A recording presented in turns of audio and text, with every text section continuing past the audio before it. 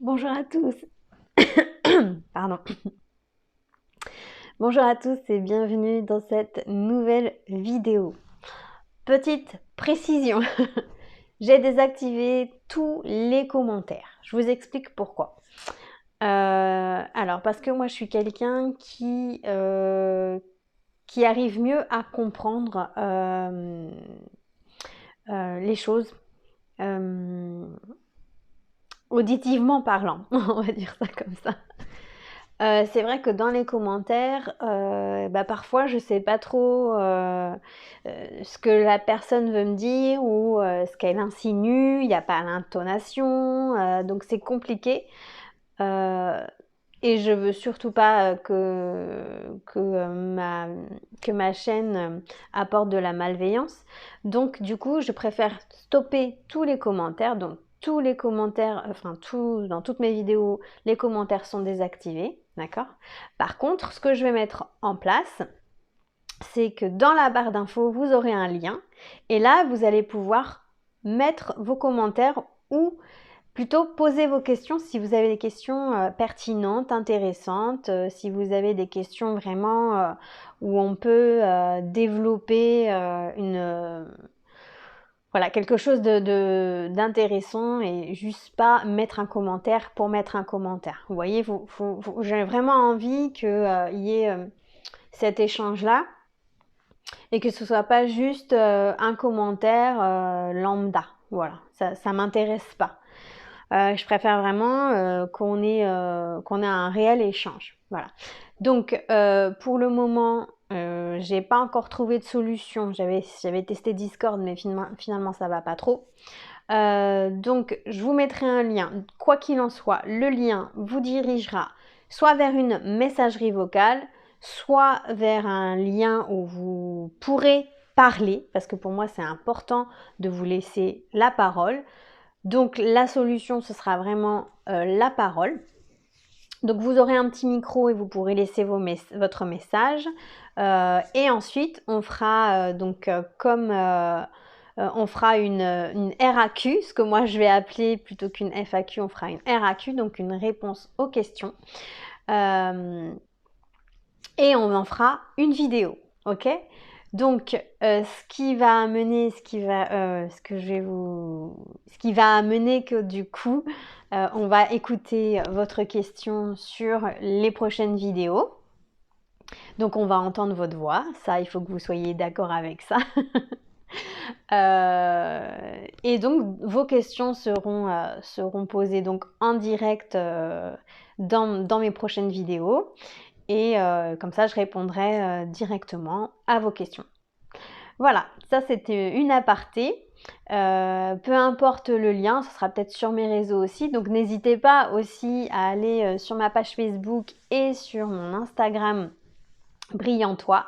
Donc la page Facebook, il n'y a pas grand-chose puisque je l'ai ouverte il n'y a pas très longtemps. Par contre Instagram, on va dire que je suis un petit peu plus active.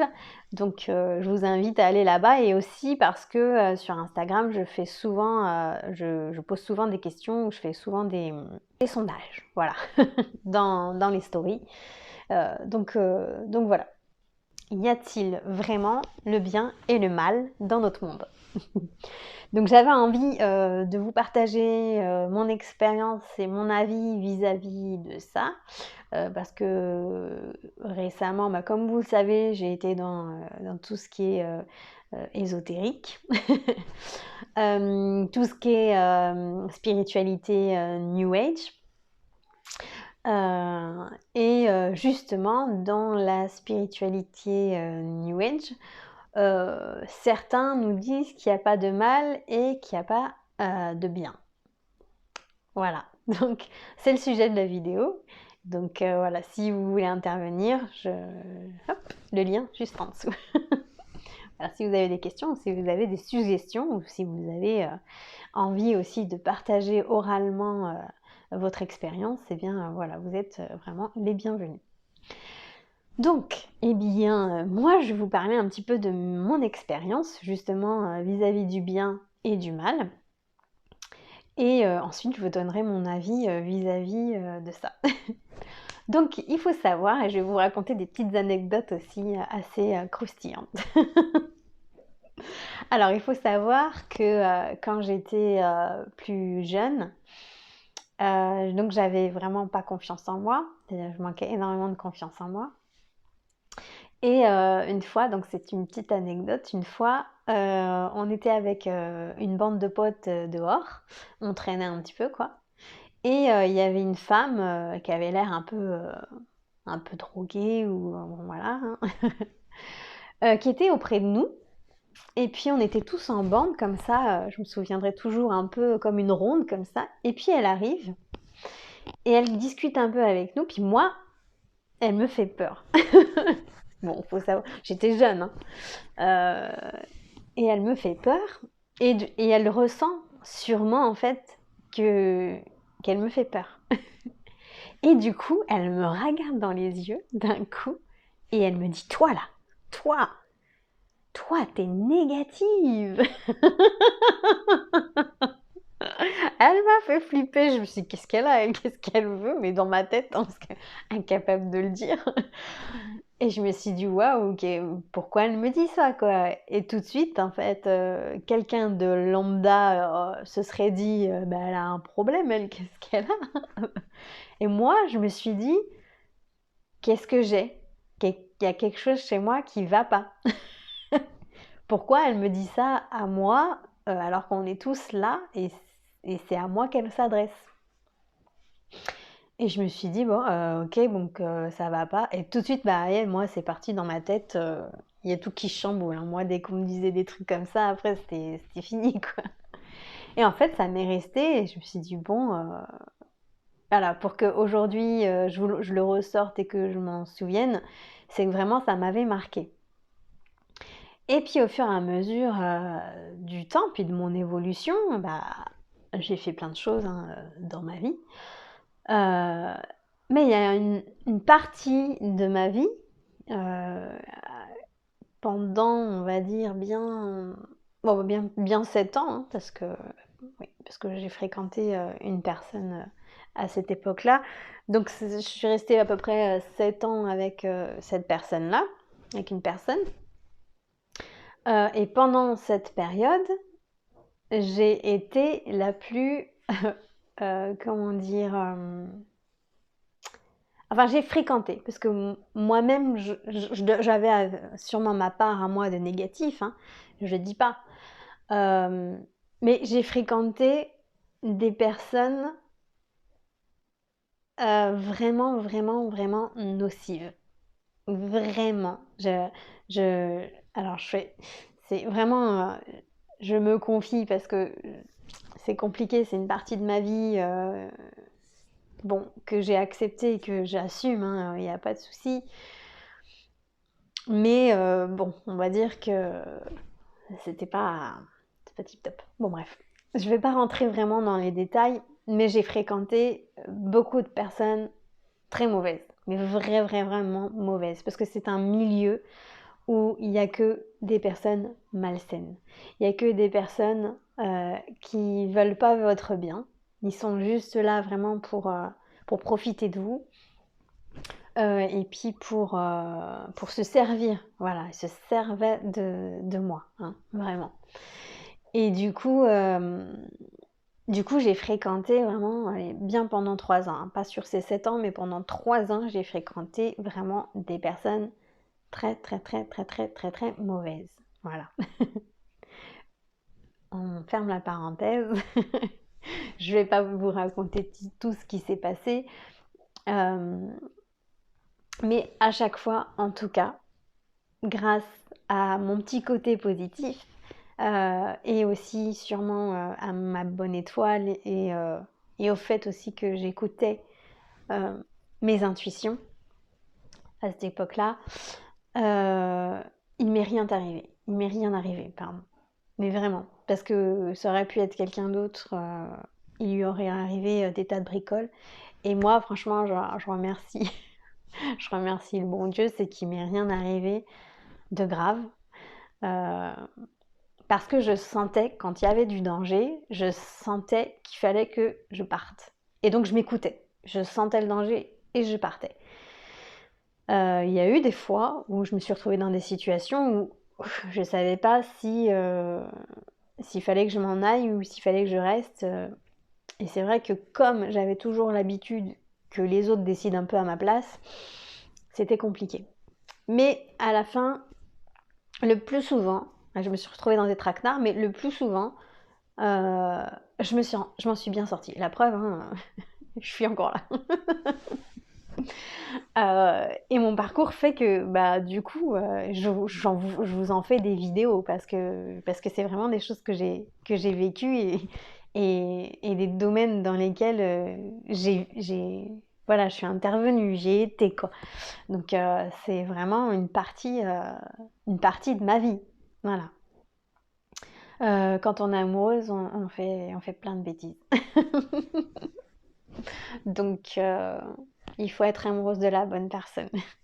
Si vous n'êtes pas amoureuse de la mauvaise personne, bon bah ça peut vous jouer des tours. Mais bon, j'assume complètement et puis je regrette pas ce que j'ai fait parce que je l'ai fait avec mon cœur en fait. Je l'ai fait avec tout l'amour que j'avais en moi et, euh, et justement peut-être que c'est ça avec le recul qui m'a sauvée, c'est que j'ai tout fait par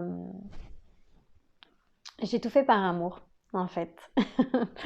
et euh, Et c'est ça en fait qui est beau, c'est que derrière bah, j'ai eu un enfant. Donc toute cette partie-là de ma vie, je peux pas la nier parce qu'il en est ressorti un enfant de l'amour quoi. Donc je peux pas du tout regretter. Même si j'ai failli plusieurs fois me retrouver dans des situations très compliquées et ça aurait pu tourner mal plusieurs fois. Mais comme je vous dis, bah voilà, j'ai eu de la chance. Vraiment, j'ai eu de la chance. Mais j'ai côtoyé, du coup, beaucoup de personnes malsaines. Voilà. Et qui se sont jouées de moi et qui ont profité de moi. Et après toute cette situation, il faut savoir que je suis partie, vraiment. Donc, je vivais en région parisienne. Et je suis partie pour vivre ailleurs. Voilà. Donc j'ai coupé tout contact, tous les liens que j'avais avec toutes ces personnes mauvaises pour redémarrer ma vie de zéro. Donc voilà. Ça, c'est important pour moi de vous le dire. Euh, et ensuite, je suis passée par une période très difficile parce qu'il fallait que je me reconstruise puisque quand on vous fait un gros lavage de cerveau et que en plus vous êtes amoureuse de quelqu'un, mais vous savez que cette personne elle est nocive pour vous, c'est très dur parce qu'on a cet amour qui est toujours là, mais on sait que c'est toxique et que si on continue, c'est nous qui allons périr, c'est nous qui allons souffrir encore plus ou même peut-être mourir. Donc, euh, donc bah, après ça, psychologiquement, eh ben, il faut se reconstruire. Et c'est très dur.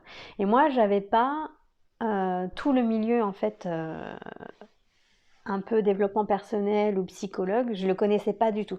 C'est un domaine que je ne connaissais pas du tout à cette époque-là. Et du coup, à aucun moment, je me suis dit que peut-être j'aurais besoin d'un psychologue, vraiment. Et je pense que j'en aurais eu besoin à cette période-là. Mais je l'ai pas, je l'ai pas fait. Je l'ai pas fait. Donc j'ai essayé de me reconstruire toute seule. En tout cas, j'ai eu mes proches qui m'ont aidée et puis donc, du coup, bah, je les remercie encore aujourd'hui. De mes proches qui m'ont aidée et qui m'ont aidée à redémarrer et à repartir de zéro et d'être libre parce que dans notre tête, on n'est pas libre. Vraiment, on est comme possédé en fait et possédé par les personnes hein, parce que les personnes vous manipulent et que vous pensez que ces personnes-là vous manipuleront toute votre vie. Et vous dites, mais comment je vais m'en sortir pour pour qu'elles me manipulent plus? Et on se dit que la seule chose à faire,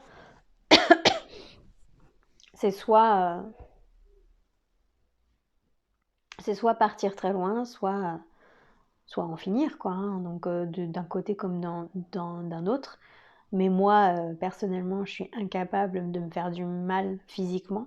Je n'y arriverai pas, je ne sais pas faire ça.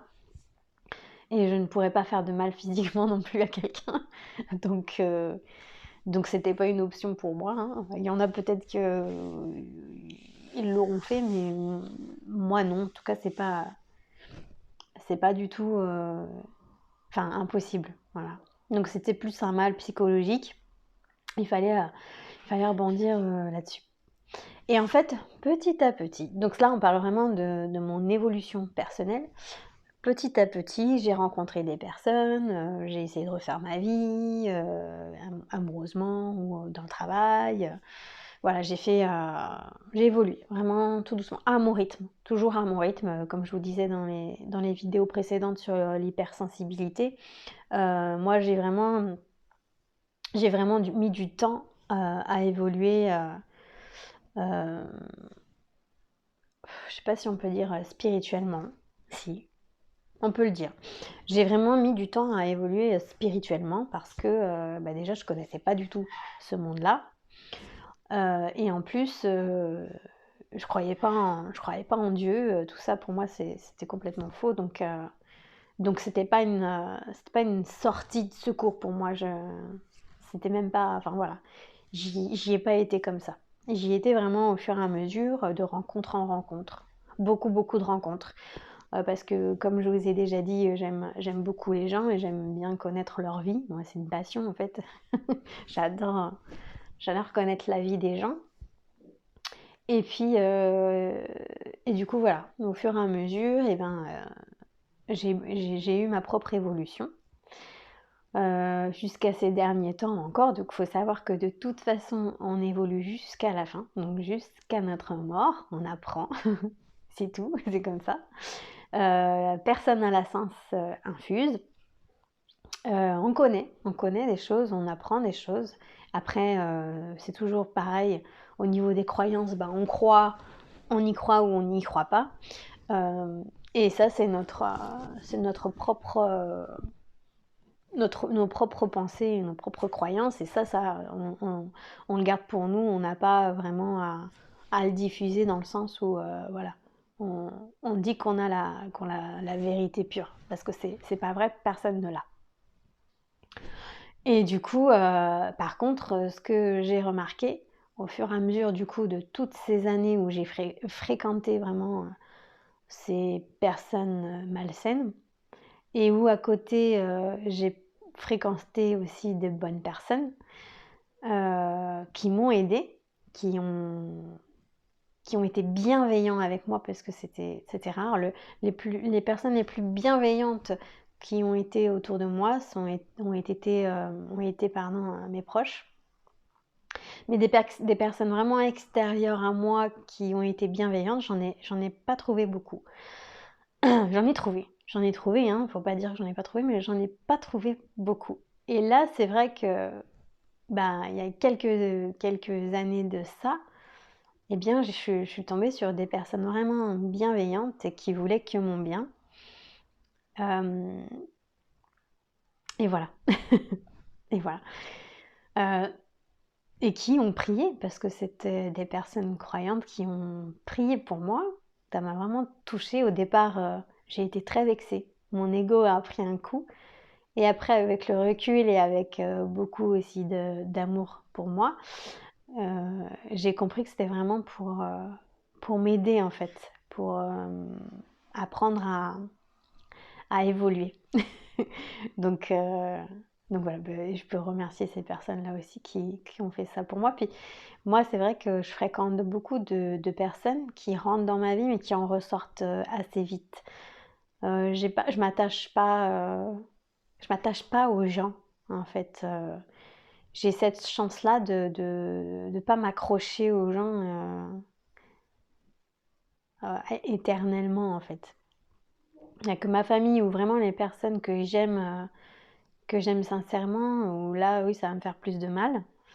Mais sinon, ça passe, en fait. ça passe, ça coule. C'est comme ça.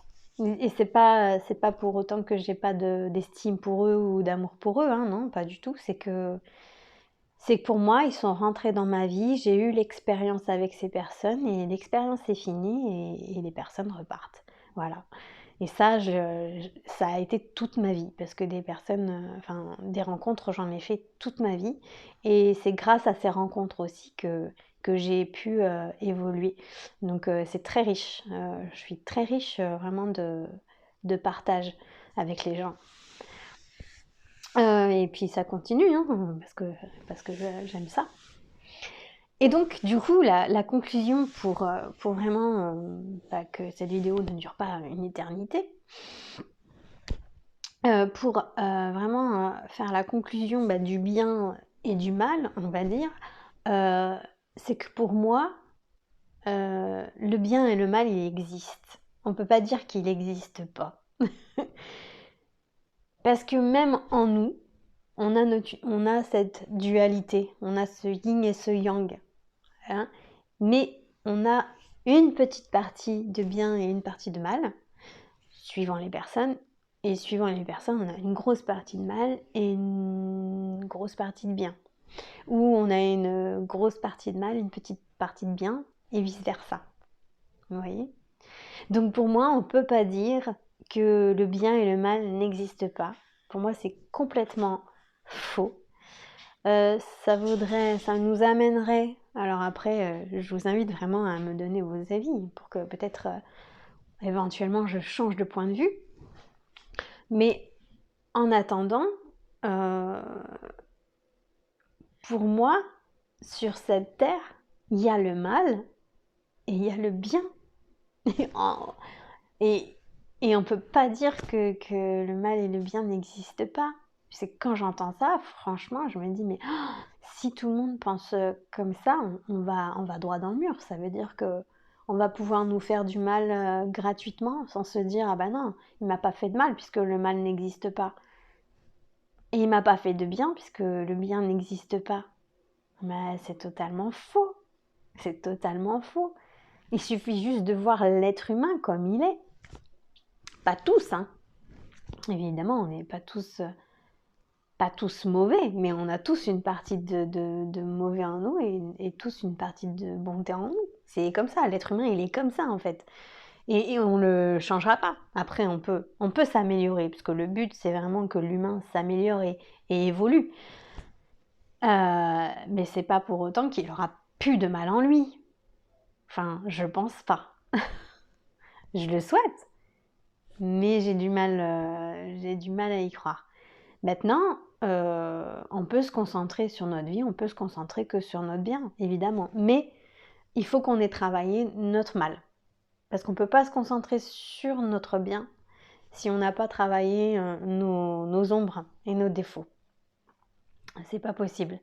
Donc parce qu'en fait, pour évoluer, il faut vraiment bien se connaître intérieurement et se dire voilà, ce côté-là, c'est tout mon côté sombre qui est assumé, que je sais que je suis de telle manière, à en face pouvoir évoluer et en fait vraiment, comment vous dire, évoluer sur en fait mes failles. Vous voyez? Donc apprendre déjà à gérer mes failles et à en faire que ce soit plus des failles. Mais sur toute une vie, c'est hyper compliqué. On a tous nos défauts et on a tous quelque chose en nous de mauvais, comme on a tous quelque chose en nous de bon. Après, c'est vrai qu'il faut faire le choix. On a un choix à faire. Et le choix, c'est de vraiment soit vouloir se consacrer à ce bien, ou soit vouloir se consacrer à ce mal. Après, c'est un choix de vie. Et à nous de faire ce qui nous parle le plus. Voilà. Donc pour moi, il y a le bien et il y a le mal. Et si on est amené à dire qu'il n'y a pas de bien et qu'il n'y a pas de mal, je ne sais pas dans quel monde vivent ces gens-là. Sûrement dans la spiritualité New Age, parce que ça vient de là. Euh, pour sûrement qu'il y ait une manipulation derrière. Pour moi, je vois la manipulation derrière ça.